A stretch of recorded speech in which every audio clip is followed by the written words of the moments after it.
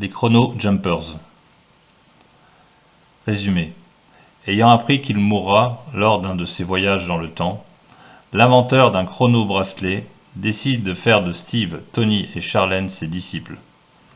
Les enfants qui ont découvert son bracelet dans une tombe au bras de son squelette achèveront sa mission, rassembler les témoignages marquants des chrétiens des siècles passés.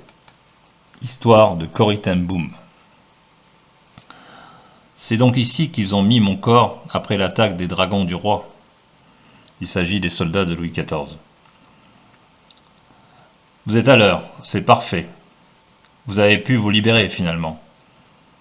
Oui, le message préprogrammé sur le bracelet nous laissait assez de temps.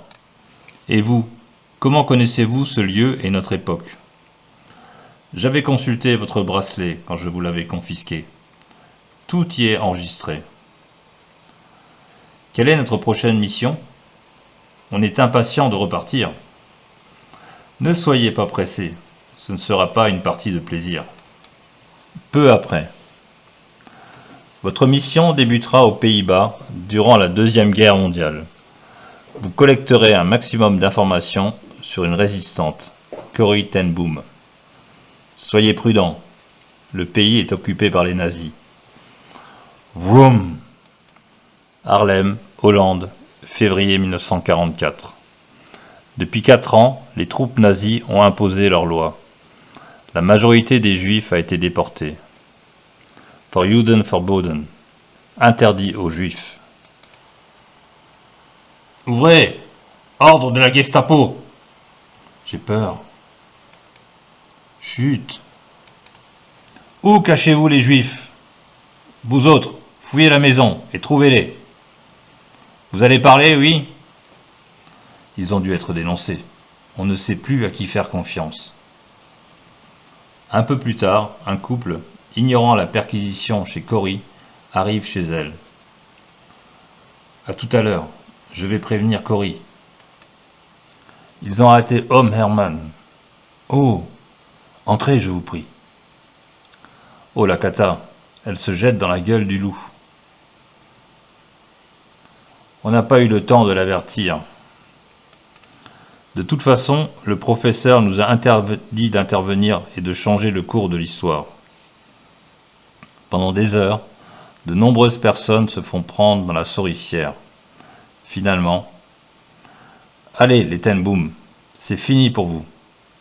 Ils sortent. Je ne voudrais vraiment pas être à leur place. Pauvres malheureux. Ça me désole de ne rien avoir pu faire. Zzzz. Je crois qu'il faut partir. Bloemendaal, Pays-Bas, peu après la fin de la Deuxième Guerre mondiale. Corrie ten Boom a été libérée. Vroom! On va rentrer. C'est assez pour aujourd'hui.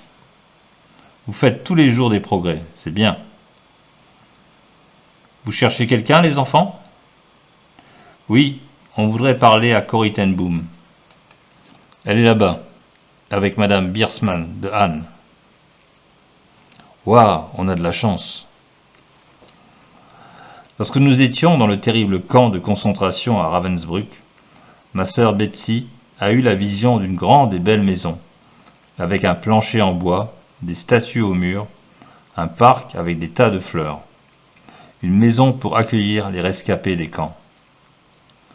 Mais comment avez-vous fait pour acheter une aussi belle maison? C'est le miracle de Dieu. Madame de Han va vous expliquer.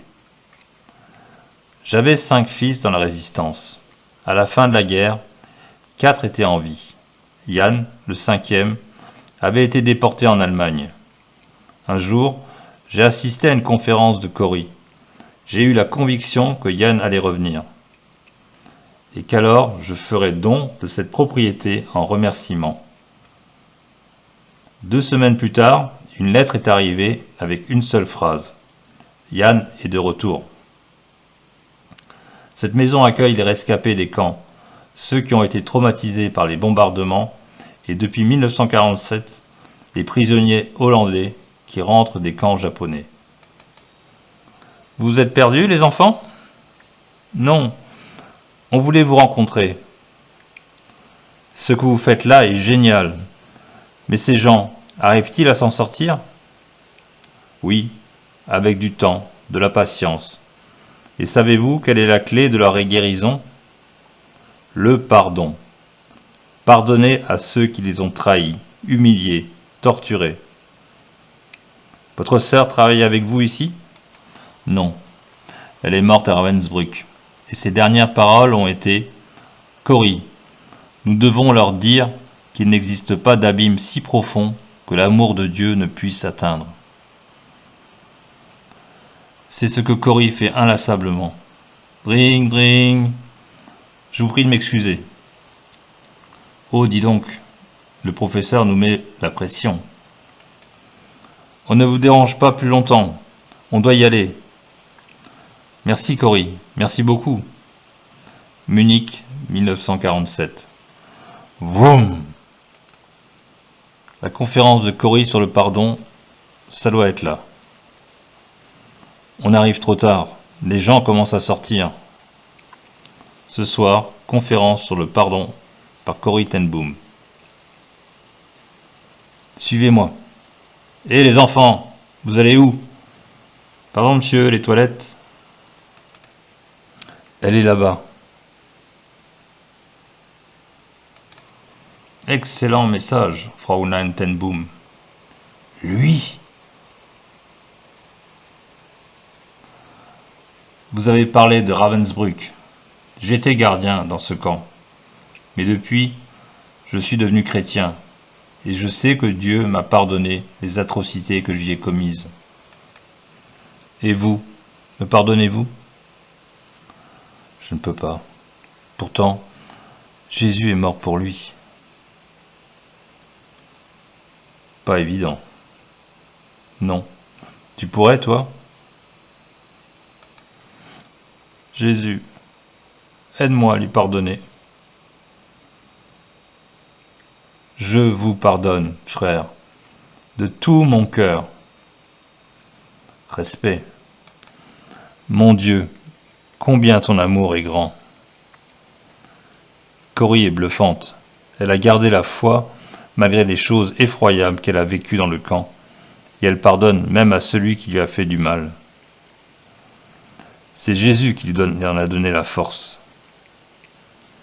Par ici, Fraulein ten Boom. Le journaliste de Die Welt vous attend. Hélas, on doit rentrer maintenant. Zzz. Sachez que vous trouverez dans les commentaires de cette vidéo le lien de téléchargement de cette BD de Tournesol numéro 411 de mars-avril 2017. Vous trouverez tout cela sur le site médiathèquechrétienne.fr. Merci et à bientôt.